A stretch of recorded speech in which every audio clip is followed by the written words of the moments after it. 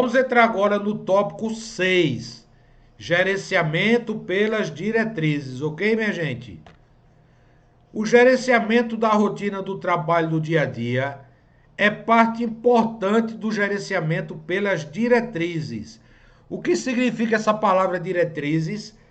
Ela é derivada da palavra direção, sentido, rumo, onde você quer chegar, ok? Diretrizes vem da palavra dirigir, que traz no seu composto as diretrizes, como você vai chegar no caminho que você quer. No destino, o caminho é o meio, o destino é o objetivo. Então, o gerenciamento pelas diretrizes, ele é dividido em duas partes. Gerenciamento interfuncional, é como se relaciona as funções dentro da empresa, e gerenciamento da rotina do trabalho do dia a dia, ou gerenciamento funcional. Se lembra da pirâmide de hierarquia que eu falei? Planejamento estratégico, depois planejamento tático, depois planejamento operacional. O que significa isso? A alta administração da empresa dá diretriz, é o nível estratégico. O tático transforma essa diretriz em funções, o que cada pessoa vai fazer dentro da empresa. E dentro das funções tem o trabalho em si, a rotina do trabalho do dia a dia, ok? A alta administração de muitas empresas, não raro, se esquece de que não adianta fazer um bom planejamento estratégico e estabelecer diretrizes sem ter quem realize essas diretrizes. Imagine que eu tenho um diretor de empresa, mas eu não tenho gerente, não tenho coordenador, não tenho supervisor, não tenho encarregado. Como essa comunicação vai se dar da alta administração ao pessoal que vai efetuar a tarefa do dia a dia, a rotina? Vai ter um gap, uma lacuna, uma brecha. E isso não vai fazer com que o sistema de qualidade funcione a contento. Infelizmente, tem muitas empresas que têm esse problema. O problema está na hierarquia, o problema está no organograma da empresa. Tem brechas e essas brechas geram consequências, ok? Para você entender melhor. Esse trabalho deve ser conduzido na base da hierarquia da empresa, na unidade que estamos denominando unidade gerencial básica. Qual o objetivo do gerenciamento pelas diretrizes? O principal objetivo do estabelecimento do gerenciamento da rotina do trabalho do dia a dia é transformar essa unidade gerencial básica numa microempresa em que o chefe da seção é o presidente. Ou seja, a pessoa tem que se enxergar como fazendo parte de um negócio. Se você tem seu negócio, por menor que seja, você tem responsabilidade com seus fornecedores. Imagine agora o setor recebe matéria-prima de outro setor. Aquele setor que entrega é o fornecedor, mesmo estando dentro da empresa. Se você processa uma parte do seu trabalho e entrega para uma seção posterior, você é fornecedor daquela seção posterior. Pense comigo, você como fornecedor tem a obrigação de entregar um subconjunto, um subprocesso, porque ele já sofreu transformação, ele é um produto em processamento, de forma correta ou não, no prazo, sem defeito, sem falha, sem avaria, sim ou não? Sim. Então se enxergue como fornecedor, se enxergue como empresa. As pessoas que são os responsáveis pelas outras, pelas sessões, elas são como maestros numa orquestra.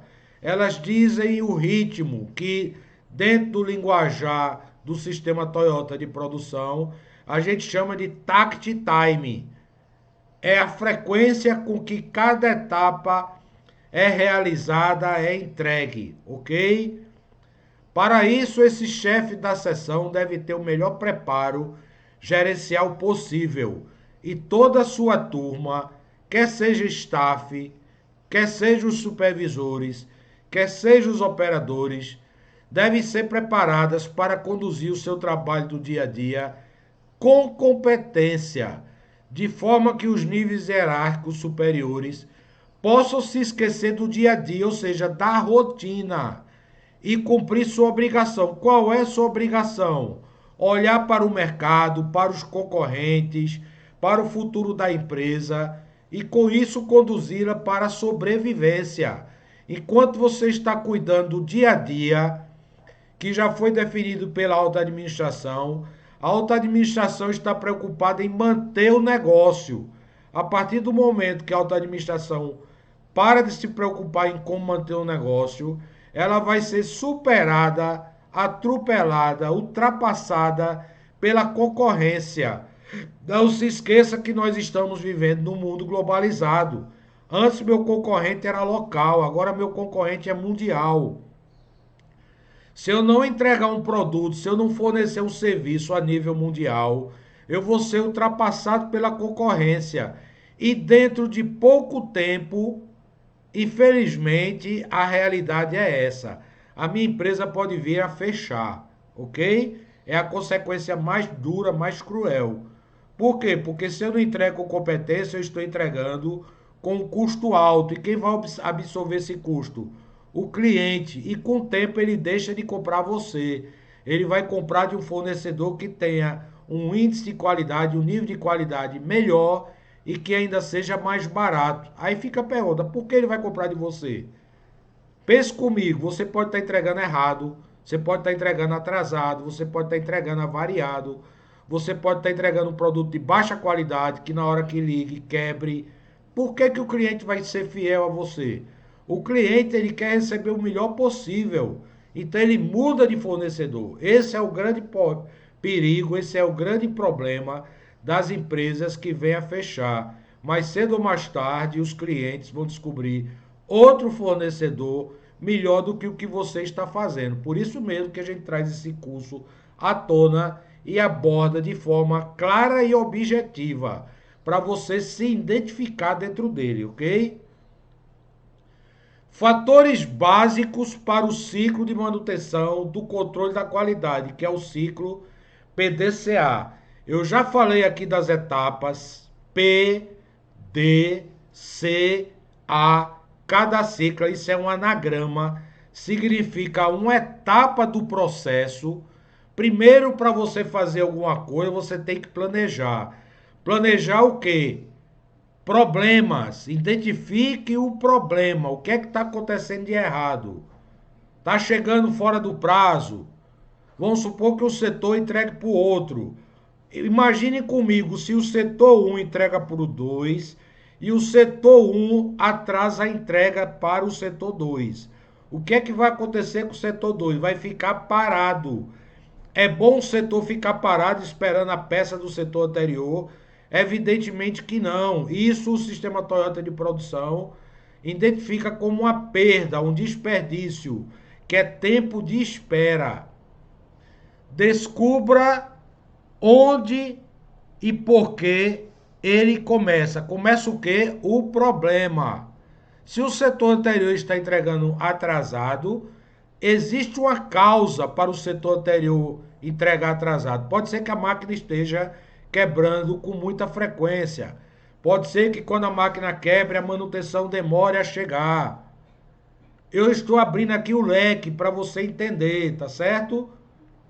As várias possibilidades daquele setor estar entregando atrasado. Pode ser que o operador não tenha experiência, não tenha tido treinamento. Isso é uma possibilidade. Por isso que a primeira fase do PDCA é identificar o problema e descobrir onde e por que ele começa. Mas o P também é plan, de planejar. O que é que ele vai fazer? Planejar melhorias. Como é que ele vai planejar melhorias? Vamos supor que o setor anterior entregue atrasado por falta de treinamento. Qual seria uma melhoria, gente? Você pode me ajudar a responder. A melhoria seria treinar. Para treinar ou para fazer qualquer outra atividade, como por exemplo a manutenção, atuar de forma mais rápida, existe uma ferramenta dentro do ciclo PDCA que é chamado plano de ação, que é o famoso 5W2H. Então você já vai utilizar outra ferramenta dentro da fase planejar. Depois que você planeja, depois que você identificou o problema, você vai fazer o quê? Vai realizar a melhoria daquilo que você planejou. Você vai realizar as atividades. Envolva as pessoas e execute o plano. Que plano? Plano de ação. Mais uma vez eu digo, existe um curso específico para isso. 7 ferramentas da qualidade. A gente fala de plano de ação. Fala de plano de ação também no curso de especialista em melhoria contínua. E vários cursos nós falamos de plano de ação, inclusive o curso específico de PDCA, que está completo, está claro, com vários exemplos, com vários estudos de caso.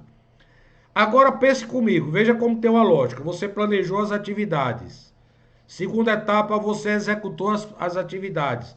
A terceira etapa é resolver o problema. Isso é o cheque.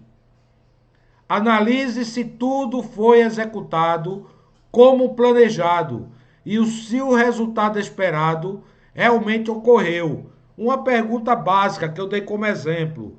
O setor 2 está recebendo o produto atrasado. Foi criado um plano de ação. Esse plano de ação está dentro do ciclo PDCA. Foi feito o planejamento e foi executada a ação. Aí eu pergunto ao setor 2. O setor 1 parou de entregar atrasado? Sim. Isso é checar. Se parou de entregar atrasado, o que é que você tem que fazer? Agir para que o problema não volte a acontecer. Aí vem também, porque você tem o ciclo PDCA e o ciclo SDCA. Você troca o P pelo S. S de schedule, que quer dizer padronizar. Você padroniza o processo para que o problema não volte a acontecer, ok? Veja o que diz a fase checar. Se tudo foi executado como planejado e se o resultado esperado realmente ocorreu, você vai fazer o quê? Você vai implementar aquela melhoria, mas se caso não tenha dado certo, você vai replanejar o seu plano de ação, porque aquilo que você planejou não aconteceu conforme você planejou, ou você pode ter planejado errado. Tem várias ferramentas que dão base para isso. Começa com brainstorming, que é reunir a equipe e fazer uma reunião para identificar as causas raízes do problema. Depois do brainstorming, o diagrama de causa e efeito, ou Ishikawa, que já foi falado aqui nesse curso, que foi um diagrama que divide os setores em 6 partes, em 6 categorias, que é máquina, método, mão de obra, matéria-prima, medição e meio ambiente. Depois você vai criar um plano de ação para executar as atividades que não estão a contento. E assim por diante, você está utilizando as ferramentas da qualidade. Ok, gente? O curso aqui, mais uma vez eu digo, não é ciclo PDCA. Mas eu não deixo de abordar o ciclo PDCA para que o curso não fique incompleto. E você aqui tem do lado esquerdo uma planilha com as etapas do ciclo PDCA, com as ações da equipe de solução e com as ferramentas de gestão a serem utilizadas. Beleza? Mesmo que aqui não seja o curso de ciclo PDCA, mesmo assim eu não deixo de explicar. Ok, minha gente?